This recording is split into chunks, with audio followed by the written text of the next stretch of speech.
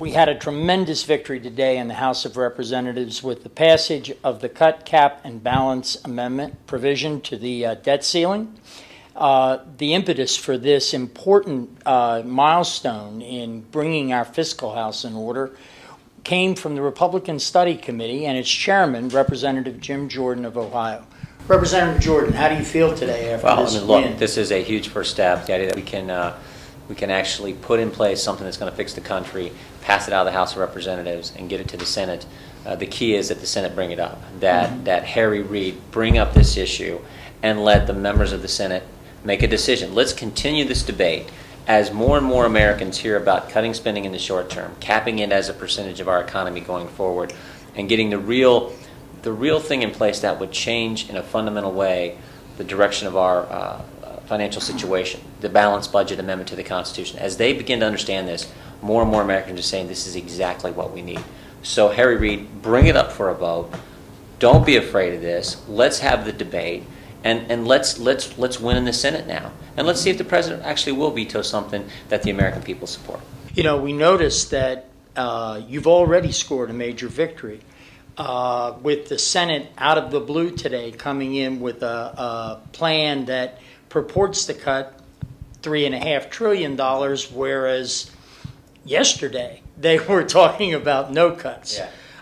Now, of course, the devil's in the details, and what little I've seen is a lot of rhetoric and pretty short on specifics. But do you see that as basically responding to the work that y'all have done? Well, we'll see the plan.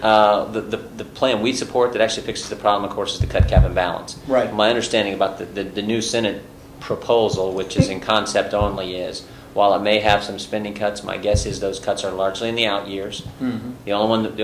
The only reductions in spending we really control are this year, the ones we can make a law about. Right. Subsequent Congresses can change things. We all know that. And they're talking about tax increases. So this sounds to me like not a good deal at all. And frankly, probably as bad as the McConnell plan, which was a terrible plan. So we'll have to see. As you say, it's in the details, but my guess is this is a terrible idea as well. The only thing that fixes it, if we could, for the first time in American history, actually get a balanced budget amendment through the House, through the Senate, send out to the states, and let the states decide, that's just never happened in American history. And it is the truly, to use that overused term, it's the game changer. It's the thing that can actually fix the problem. And we have an opportunity to get that. We shouldn't be talking about some McConnell plan or some Gang of Six convoluted tax increase, cut spending in the out years type of plan.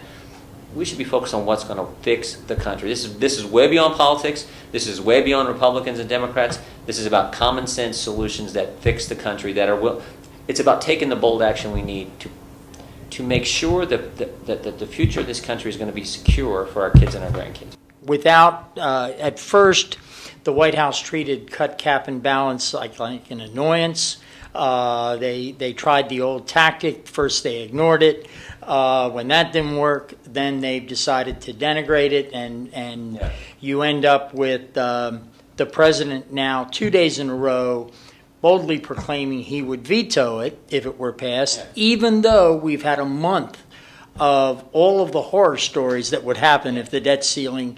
What are your thoughts? I mean, you're not just ALG takes the position that the president's basically blustering here, that if y'all come together, the House and the Senate, he's going to sign it. The conventional wisdom is we're supposed to lose, but if there's no great thing in history ever happened by listening to the conventional wisdom.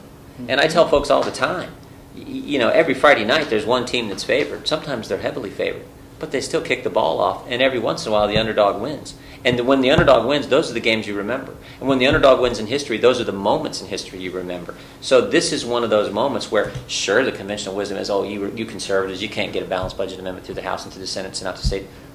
Really? Let's find out. And frankly, Harry Reid, bring it up for a vote. And then if it gets to the president, let's see if you're really going to veto what the American people want.